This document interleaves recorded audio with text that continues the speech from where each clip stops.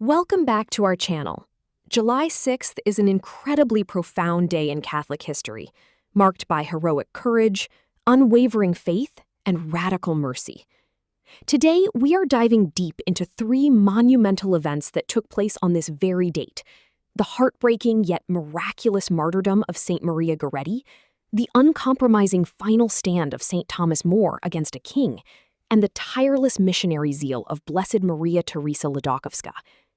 Each of these stories shows us what it truly means to put God first, no matter the cost. Let's explore their incredible legacies. On July 6, 1902, an 11-year-old Italian girl named Maria Goretti passed away in a hospital in Nettuno, Italy, after forgiving her attacker. Today, the Universal Church celebrates her liturgical feast day on this exact date, honoring her as one of its youngest canonized saints and a monumental symbol of purity, mercy, and restorative justice. Born into extreme rural poverty in Corinaldo, Italy, Maria's early life was defined by hardship. Following her father's tragic death from malaria when she was just 9 years old, her mother, Assunta, had to work grueling hours in the fields to support their 6 children. Maria cheerfully stepped up to manage the household, cooking, cleaning, and caring for her younger siblings. Despite her inability to attend school or learn to read, her spiritual life was remarkably mature. She prayed the rosary constantly and possessed a profound understanding of mortal sin and divine love. The Goretti family shared a crowded tenement house with the Serenellis. On July 5, 1902, 20-year-old Alessandro Serenelli, who had repeatedly harassed Maria with impure advances, trapped her alone in a room while the family was working nearby. Armed with a dagger, he attempted to assault her. Maria resisted with immense courage, crying out, "No, it is a sin. God does not want it." Infuriated by her steadfast resistance and her warnings that his actions would lead him to hell, Alessandro stabbed her 14 times. Maria was rushed to the hospital, where doctors operated without anesthesia, but her wounds were terminal. As she lay on her deathbed on July 6th, the local priest asked if she forgave her attacker. Echoing Christ on the cross, she replied, "Yes, for the love of Jesus I forgive him, and I want him to be with me in paradise." The story did not end at her grave. Alessandro was sentenced to 30 years of hard labor. For years, he remained angry and unrepentant, until he experienced a profound dream. Maria appeared to him in a garden, handing him 14 white lilies that burst into beautiful white flames. This vision sparked a radical spiritual conversion. Upon his release from prison, Alessandro immediately went to Assunta Goretti to beg for forgiveness. She granted it freely, stating that if her daughter could forgive him, so must she. They famously attended Christmas Mass together the next day, receiving Holy Communion side by side. Alessandro spent the rest of his long life as a lay brother in a Capuchin monastery. When Pope Pius XII canonized Maria Goretti in 1950 before a historic crowd of 500,000 people, her aging mother and her repentant attacker stood together in the crowd, showcasing the miraculous power of Christian mercy.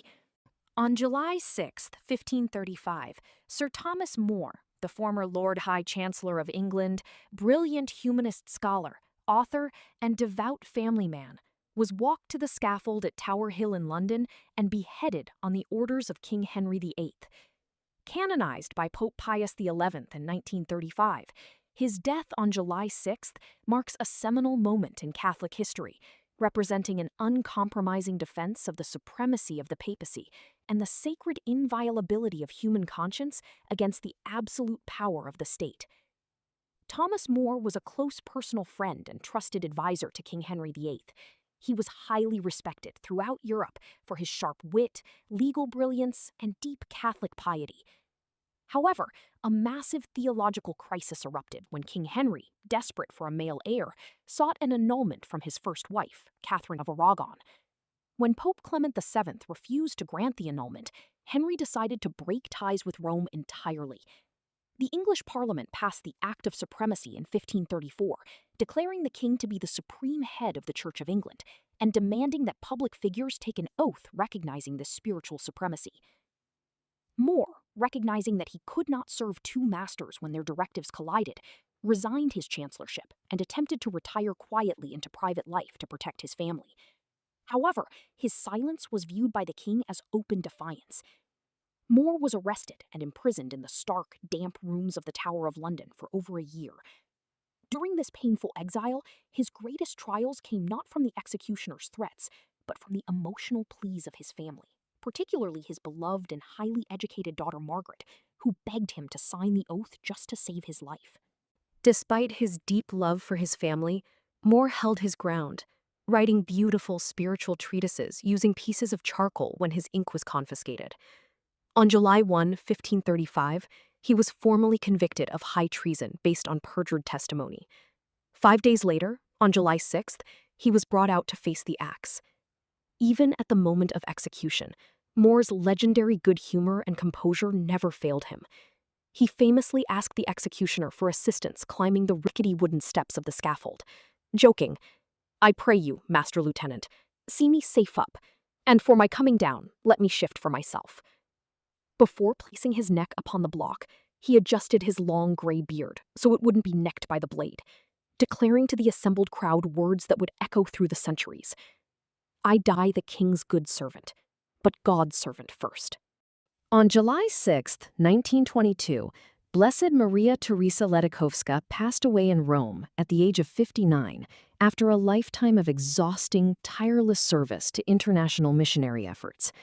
Celebrated liturgically on July 6th, her death marks the heavenly birth of a woman whom Pope Pius XII officially proclaimed the Mother of the African Missions, a title she earned through her pioneering work in global evangelization, Catholic publishing, and the human rights fight against slavery. Born in 1863 into an aristocratic Polish-Austrian noble family, Maria Teresa initially enjoyed a life of high privilege, cultural refinement, and secular prestige, serving as a lady-in-waiting at the royal court of Salzburg. However, her life changed forever when two Franciscan missionaries of Mary visited the court to seek financial aid for their leper colonies on Madagascar. Deeply moved by their sacrifices, Maria Teresa began researching global missionary work. Her focus intensified when she read a passionate pamphlet written by Cardinal Charles Lavery, which called upon the women of Europe to rise up and use their resources to fight the brutal slave trade still ravaging parts of the African continent. Answering this clear divine call, Maria Teresa made the courageous decision to renounce her comfortable position at the royal court and dedicate her exceptional administrative, writing, and organizing talents entirely to the church. In 1894, she founded the Sodality of St. Peter Claver for the African missions, a religious institute uniquely designed to provide comprehensive material, spiritual, and financial support to missionaries on the ground. Recognizing the immense power of the press to change hearts and minds, she became a media pioneer, launching multiple highly successful international periodicals, including The African Liberator and Echo from Africa. She wrote books, pamphlets, and articles in multiple languages, traveling extensively across Europe to deliver passionate public lectures that awakened the missionary conscience of millions of Catholics.